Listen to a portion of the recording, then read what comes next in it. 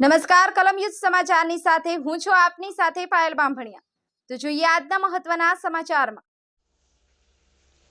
આજે તારીખ 20/9/2024ના રોજ ચાલી રહેલા સરખેજ આશ્રમ અને મહામંડલેશ્વર શ્રી ઋષિભારતી બાપુના બદનામ કરવાના વિવાદમાં લડત આપનાર ચિરાગભાઈ ઝાલાના પરિવારને કીર્તિ પટેલ દ્વારા બદનામ કરવામાં આવ્યા છે।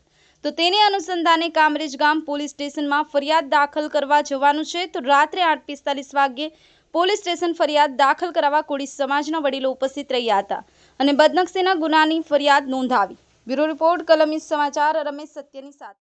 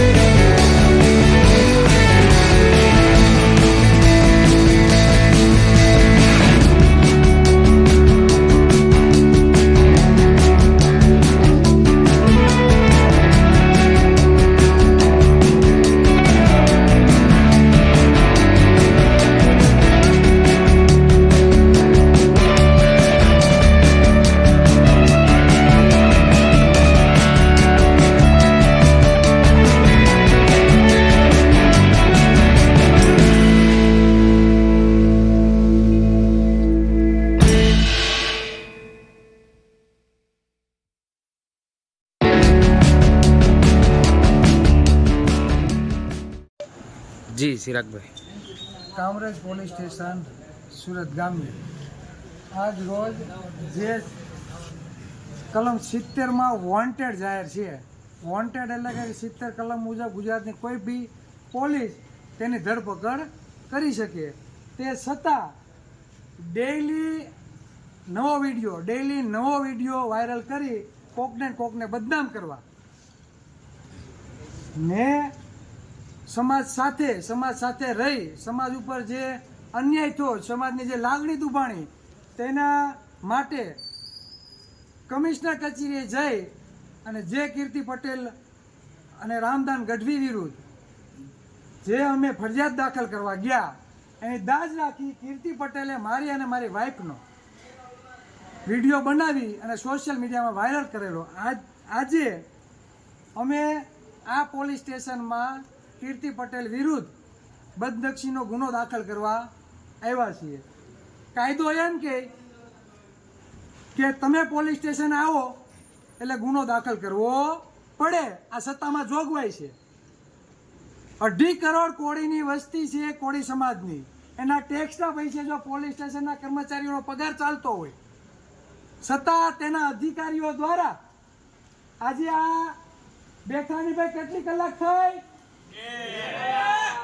2 કલાક સુધી રાહ જોવડાવી। 1.5 કલાક પછી સાહેબ આવ્યા। અડધી કલાક એની હારે ચર્ચા કરી। અમે કીધું કે અમારા સરકારી એડવોકેટ છે બીજા સાથે બી એડવોકેટ છે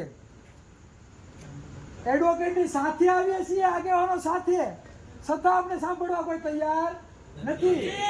તો સામાન્ય પ્રજાનું શું થતું હશે?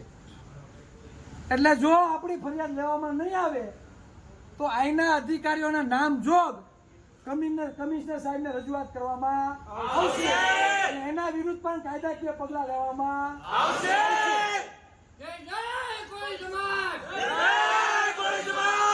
આપણે હજી પણ થોડોક સમય રાહ જોઈએ છીએ। જો આપણી ફરિયાદ લેવામાં નહીં આવે તો જે પણ જવાબદાર અધિકારીઓ હશે તેના ઉપર કાયદેસરની કાર્યવાહી કરશું આપણે। બરાબર છે?